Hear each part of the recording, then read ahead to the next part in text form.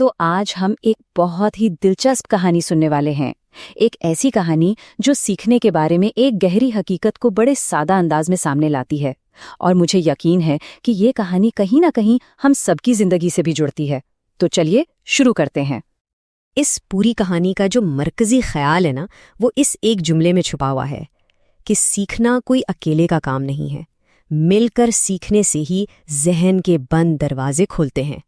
یہ فلسفہ ہماری آج کی ساری بات چیت کی بنیاد ہے، اور ہم دیکھیں گے کہ یہ کیسے سچ ثابت ہوتا ہے۔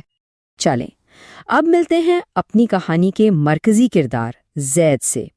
زید ایک ایسا بچہ ہے جس کی مشکل شاید ہم میں سے بہت سے لوگوں نے اپنے بچپن میں محسوس کی ہوگی۔ تو زید کی سب سے بڑی پریشانی کیا تھی؟ ریاضی کے وہ لمبے لمبے لفظی سوالات، یعنی ورڈ پرابلمز۔ وہ بیچارہ جتنی بھی کوشش کرتا، یا تو جواب غلط نکلتا یا پھر وہ سوال کے بیچ میں ہی ہمت ہار بیٹھتا۔ اور یہ جو فرسٹریشن ہوتی ہے نا، یہ جو بے بسی کا احساس ہوتا ہے، یہی تو سیکھنے کی راہ میں سب سے بڑی دیوار بن جاتا ہے۔ لیکن ذرا سوچیں، کیا ہو اگر یہ جدوجہد، یہ مشکل ناکامی نہ ہو، بلکہ یہی سیکھنے کے سفر کا اصل نقطۂ آغاز ہو؟ بس یہی ایک سوال ہماری کہانی کا رخ موڑ دیتا ہے اور ایک نئے کردار کی آمد کا راستہ بناتا ہے۔ اور بس یہیں کہانی میں داخل ہوتے ہیں زید کے دادا جی، ایک تجربہ کار اور سمجھدار انسان جو زید کی پریشانی کو ناکامی کے طور پر نہیں بلکہ ایک بہت ہی اہم موقع کے طور پر دیکھتے ہیں۔ اب یہاں مزے کی بات یہ ہے کہ دادا جی اسے فوراً جواب نہیں بتاتے، بالکل نہیں، بلکہ وہ بہت ہی سادہ چیزیں استعمال کرتے ہیں، کچھ لکڑی کی تیلیاں اور ایک آسان سا سوال۔ ان کا مقصد زید کو جواب دینا نہیں بلکہ اس کے سوچنے کا انداز بدلنا ہے۔ اور زائد کا رد عمل بالکل وہی جو کسی بھی مشکل کو دیکھ کر ہم سب کا ہوتا ہے۔ دادا، یہ تو میرے بس سے باہر ہے، یہ مجھ سے نہیں ہوگا۔ یہ جو احساس ہے نا کہ کوئی کام بہت مشکل ہے، بالکل یہی وہ پوائنٹ ہے جہاں اصل سیکھنے کا عمل شروع ہوتا ہے۔ تو اب ہم اس بنیادی تصور کی طرف آتے ہیں جو دادا جی اصل میں سمجھانا چاہ رہے ہیں۔ اسے ہم کہہ سکتے ہیں بالکل صحیح چیلنج، یا اگر ماہرین کی زبان میں بات کریں تو اسے کہتے ہیں زون آف پروکسیمل ڈیولپمنٹ۔ دادا جی اسے بہت ہی آسان لفظوں میں سمجھاتے ہیں، یہی تو وہ جگہ ہے جہاں کوئی بچہ اکیلے کچھ نہیں کر سکتا، مگر اگر تھوڑی سی رہنمائی مل جائے تو وہ کر سکتا ہے۔ یہ آپ سمجھ لیں سیکھنے کا وہ سویٹ سپاٹ ہے جہاں اصل جادو ہوتا ہے۔ اگر اس کی باقاعدہ تعریف دیکھیں تو زون آف پروکسیمل ڈیولپمنٹ یا ZPD اس فرق کو کہتے ہیں جو ایک سیکھنے والا اکیلے کر سکتا ہے اور جو وہ کسی ماہر کی مدد اور حوصلہ افزائی سے کر سکتا ہے۔ زید کے لیے یہ ریاضی کا سوال بالکل اسی زون میں تھا۔ وہ اکیلے نہیں کر سکتا تھا مگر اسے مدد کی ضرورت تھی۔ تو سوال یہ ہے کہ اس ZPD والے فرق کو پر کیسے کیا جائے؟ یہاں پر ہمارا دوسرا زبردست کانسیپٹ آتا ہے، اسکیفولڈنگ۔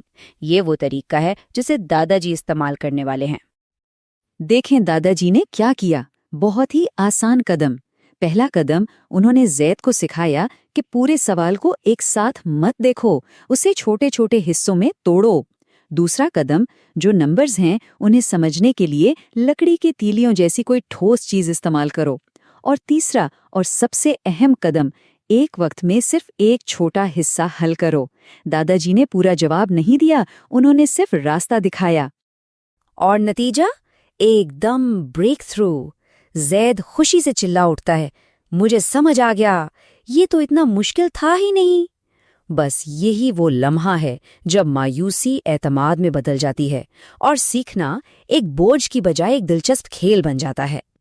تب دادا جی مسکرا کر کہتے ہیں، بیٹا بس اسی کو کہتے ہیں اسکیفولڈنگ، یعنی کسی کو بس اتنی مدد دینا جتنی اس وقت ضرورت ہو، اور پھر آہستہ آہستہ پیچھے ہٹ جانا۔ یہ ایک وقتی سہارا ہے، کوئی مستقل بیساکھی نہیں۔ اور اگر اس کی باقاعدہ تعریف کی بات کریں تو اسکیفولڈنگ پڑھانے کا ایک ایسا طریقہ ہے جس میں کوئی ماہر شخص سیکھنے والے کو ایک عارضی سہارا دیتا ہے، اور جیسے جیسے سیکھنے والے کی اپنی قابلیت بڑھتی جاتی ہے وہ اس سہارے کو آہستہ آہستہ ہٹاتا جاتا ہے۔ تو زید اور اس کے دادا کی اس چھوٹی سی کہانی سے ہم مشہور ماہر نفسیات وائگوتسکی کے نظریے کے کچھ بہت ہی بنیادی سبق سیکھتے ہیں، اور یہ سبق صرف ریاضی کے سوالوں کے لیے نہیں ہے، یہ زندگی میں ہر جگہ ہر چیز سیکھنے پر لاگو ہوتے ہیں۔ چلیں ان 4 اہم باتوں کو جلدی سے سمجھتے ہیں۔ پہلی بات، سیکھنا ایک سماجی عمل ہے، ہم دوسروں سے بات چیت کر کے مل جل کر بہتر سیکھتے ہیں۔ دوسری بات، ہمیشہ ZPD تلاش کریں، یعنی بالکل صحیح چیلنج، نہ اتنا آسان کہ بور ہو جائیں اور نہ اتنا مشکل کہ ہمت ہار جائیں۔ تیسری بات، اسکیفولڈنگ کا استعمال کریں، مدد کریں لیکن پورا جواب مت دیں، صرف وقتی سہارا دیں۔ اور چوتھی بات، اپنے ارد گرد موجود ٹولز کا استعمال کریں، زبان، نشانیاں یا دادا جی کی لکڑی کی تیلیوں جیسی عام چیزیں بھی مشکل خیالات کو آسان بنا سکتی ہیں۔ اور آخر میں اس پوری گفتگو کا نچوڑ شاید اس ایک جملے میں ہے کہ کسی استاد یا رہنمائی کرنے والے کا سب سے بڑا ہتھیار جواب نہیں ہوتا، بلکہ صحیح سوال اور تھوڑا سا سہارا ہوتا ہے۔ یہ بات ہمیں یاد دلاتی ہے کہ کسی کی مدد کرنے کا مطلب اسے اٹھا کر منزل تک پہنچانا نہیں، بلکہ اسے اس قابل بنانا ہے کہ وہ اپنے پیروں پر چل کر خود منزل تک پہنچ سکے۔